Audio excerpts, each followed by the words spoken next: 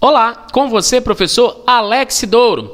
E na aula de hoje falaremos sobre transição demográfica do Brasil.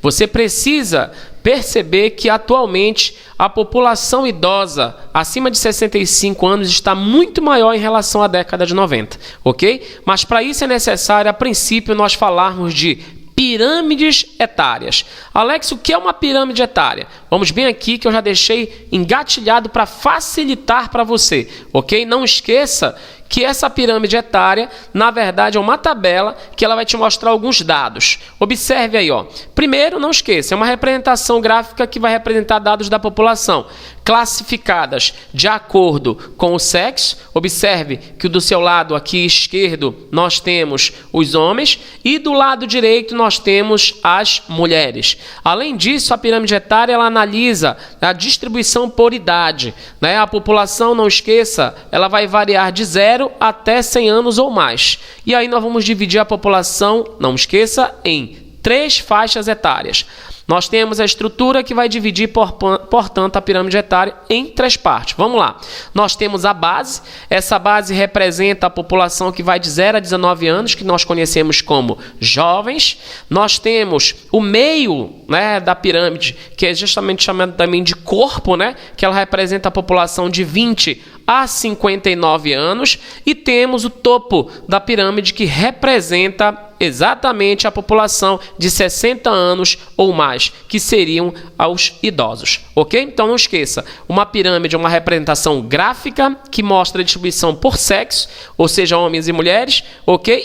E idade. E claro, a estrutura dessa pirâmide se divide em 3, base, corpo e topo, ok? Diante desse conhecimento, você precisa analisar agora as pirâmides. Eu trouxe aqui alguns exemplos para você. Aqui nós temos a pirâmide de um país agrário, ou seja, de um país onde a maior parte da população mora no campo. Observe, a base é larga, isso já me mostra que essa população tem muitos filhos. O corpo é estreito, isso já me mostra que a população tem péssimas condições de vida, então vai viver menos. Logo, o corpo, né, estreito, assim como o topo também é estreito. Eu posso dizer, então, que se trata de um país pobre, com péssimas condições de vida, com grande concentração de população, o quê? Jovem. Agora compara com essa pirâmide aqui, ó. Nós temos os países emergentes. Alex, eu não lembro o que são países emergentes. Países emergentes também são chamados de NIPs, ou seja, novos países industrializados. É o que você comumente chama países em desenvolvimento. Esses países, né, em desenvolvimento já são países urbanizados, né, já são países que estão tendo uma certa melhoria no seu saneamento, uma certa evolução na medicina. E, claro, um certo planejamento familiar. Então, a base ela está em processo de redução. O corpo está ficando alargado e o topo em expansão. Então, eu posso dizer que essa população aqui ela está em processo de transição demográfica. Como assim, Alex? Está tendo uma redução do número de jovens, o aumento no número de adultos e, claro, um aumento na proporção de idosos. É justamente aqui em que o Brasil se encontra. Mas vamos comparar com essa outra pirâmide, ó, um país desenvolvido. Os países desenvolvidos, né, têm um desenvolvimento social, econômico, além de político, fazendo com que a base se torne cada vez mais estreita, porque a população prefere ter poucos filhos. Então, eu já posso dizer que essa população não será uma população jovem. Nós temos um corpo bastante largo, mostrando que há um certo predomínio da população madura e, claro, uma expansão do topo, mostrando que essa população está em processo de envelhecimento, ok? Concluindo, as pirâmides etárias, elas nos mostram, né, distribuição por sexo e distribuição por idade. Comparando, eu posso dizer que aqui eu tenho um país jovem, aqui eu tenho um país em transição e aqui eu tenho um país maduro em processo de envelhecimento, ok? Já que você tem esse conhecimento agora, vamos estudar a transição demográfica do Brasil. Alex, o que é uma transição? Transição é uma mudança. Ou seja, a população mundial está mudando, assim como a população do Brasil está mudando. E essa transição começa exatamente pela sua pirâmide. Observe a pirâmide de 1980 no Brasil. Nós tínhamos uma base larga, um corpo estreito e um topo estreito, ou seja, eu tinha uma população jovem, predominantemente no país. Só que nós compararmos com a pirâmide atual, nós vamos perceber que o corpo, né, assim como o topo e a base, estão passando por um processo de transformação. Observe a base, ela está em processo de redução, se você comparar com a década de 80. Observe o corpo, né, está em processo de alargamento. E observe, portanto, o topo, que está em processo de expansão. Qual é a conclusão que você precisa ter? É que hoje eu estou tendo menor número de jovens, estou tendo aumento do número de adultos, ok? E, claro, uma certa expansão na longevidade, ou seja, no tempo de vida do brasileiro. Tudo bem? E aí, quando a gente olha por aqui, né, as pirâmides do Brasil entre 1980 até o ano de 2020, né, observe a pirâmide de 1980.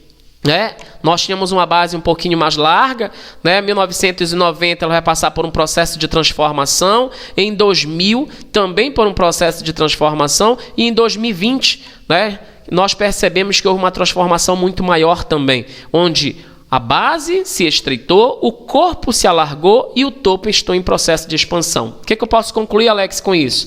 Eu posso concluir, portanto, que a população está tendo menos filhos. Alex, quais são os motivos da população estar tendo menos filhos? Primeiro, né, infelizmente, né, muitas mulheres, né, não fazendo planejamento familiar e engravidando sem nenhum planejamento, né, praticam aborto, que ainda é ilegal no Brasil, ok? E claro, com a prática desse aborto, essa mulher passa a ter menos filhos, ok? A urbanização, se nós compararmos a população que mora no campo com a população que mora na cidade, a população do campo ainda tem um número maior de filhos em relação a nós que moramos na cidade. Por que, Alex? Porque na cidade, né, criar filho é muito mais caro. E esse processo de urbanização, né, faz com que ocorra o avanço da medicina. Já dá para você fazer um planejamento familiar.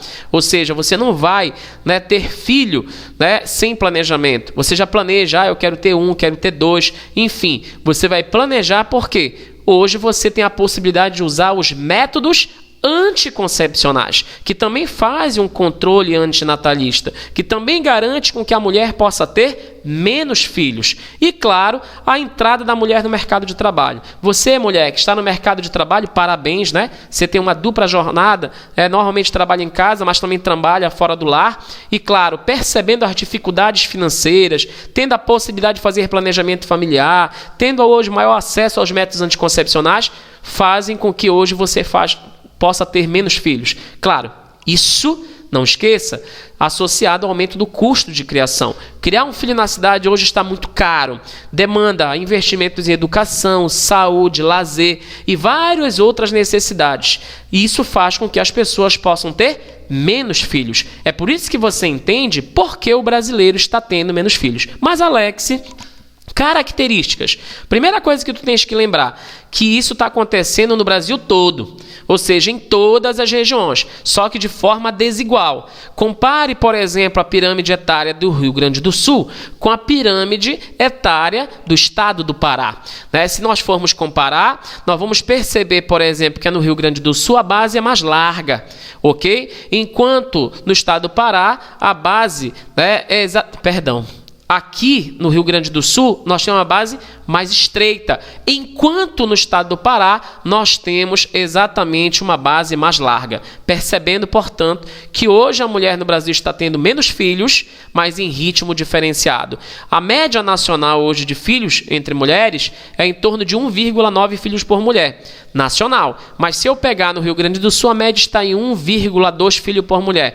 Aqui, nas áreas do norte, 2,4 filhos por mulher. Então, comparando, a base do Rio Grande do Sul, né, ela é estreita, enquanto o estado do Pará, ela é o quê? Larga. Mostrando, portanto, que a população cresce de forma desigual no Brasil.